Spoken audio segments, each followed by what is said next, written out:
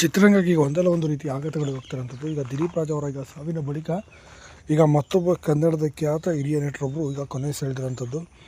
ಹೌದು ಸ್ನೇಹಿತರೆ, ಸದ್ಯ ಆದರೆ ಯಾರು ಈ ಕನ್ನಡ ಹಿರಿಯ ನಟರು ಅಂತ ನೋಡೋಣ ಬನ್ನಿ. ಅದಕ್ಕೂ ನಮ್ಮ ಚಾನಲ್ ಸಬ್ಸ್ಕ್ರೈಬ್ ಮಾಡಿಕೊಡಿ. ಹಾಗೆ ಅವರ ಆತ್ಮಕ್ಕೆ ಶಾಂತಿ ಕೋರಿ ನೀವು ಕೂಡ ಓಂ ಶಾಂತಿ ಅಂತ ಕಮೆಂಟ್ ಮಾಡಿಸ್ತಿದ್ರೆ. ಅವರು ಸಿನಿಮಾ ರಂಗದಲ್ಲಿ ದೊಡ್ಡ ಮಟ್ಟಿಗೆ ಹೆಸರು ಮಾಡಿದ್ದಂಥ ನಟ ಮತ್ತು ಸುಮಾರು 450 ಸಿನಿಮಾಗಳಲ್ಲಿ ಅಭಿನಯಿಸಿದ. ಕೇವಲ ಕನ್ನಡ ಸಿನಿಮಾಗಳಲ್ಲಿ ಮಾತ್ರ ಅಭಿನಯಿಸಿದರು. ಅದರಲ್ಲೂ ಕೂಡ ಜಗ್ಗೇಶ್ ಅವರಿಗೆ ತುಂಬ ಆಪ್ತರಾಗಿದ್ದರು. ಮತ್ತು ಜಗ್ಗೇಶ್ ಅವರ ಸಿನಿಮಾಗಳಲ್ಲಿ ಅತಿ ಹೆಚ್ಚಾಗಿ ಕಾಣಿಸ್ಕೊಳ್ತಿದ್ದಂಥ ಹಿರಿಯ ನಟ ಬ್ಯಾಂಕ್ ಜನಾರ್ದನ್ ಅವರು ಇದೀಗ ಕೊನೆ ಸೆಳೆದಿರೋಂಥದ್ದು.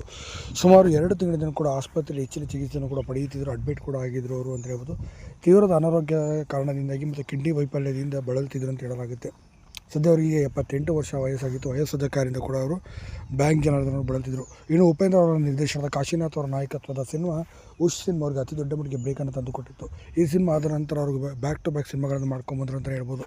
ಸಾಕಷ್ಟು 2018ರ ತನಕ ಕೂಡ ಹೆಚ್ಚು ಕೂಡ ತುಂಬಾ ಆ್ಯಕ್ಟಿವ್ ಆಗಿ ಸೀರಿಯಲ್ ಮತ್ತು ಸಿನಿಮಾಗಳಲ್ಲಿ ಕೂಡ ಕಾಣಿಸ್ಕೊಂಡ್ರು. ಆದರೆ ಇದೀಗ ವಯೋಸಹಜ ಕಾಯಿಲೆಯಿಂದ ಬೆಳಗಿನ ಜಾವ 3:30 ಸುಮಾರಿನಲ್ಲಿ ಬ್ಯಾಂಕ್ ಜನಾರ್ದನ್ ಅವರು ಕೊನೆ